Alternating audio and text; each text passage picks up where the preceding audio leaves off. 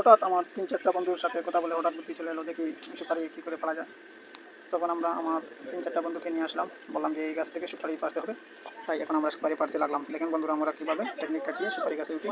আপনারা দেখে ধরে দুইজনে উঠতে করেছে। এখন দেখেন আমরা একদম ৩ নম্বর সার্ভে ৩ নম্বর স্থানে সুপারি গাছে পাড়তেই হবে।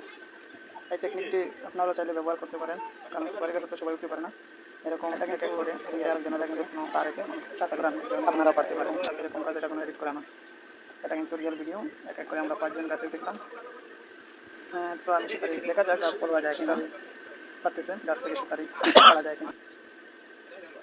এই দেখেন সফল হতে পারছি, আমরা সুপারি করতেছি। এই যে নিচের কয়টা আছে তার খুব কষ্ট হইতেছে, 2 নম্বরটারও কষ্ট হইতেছে, কিন্তু উপরে দুজনে তেমন কষ্ট হয়নি। তবে সুপারি পাড়া গেছে। উপরে যে বাইটি সুপারি পেরে আস্তে আস্তে নামতে পারছে।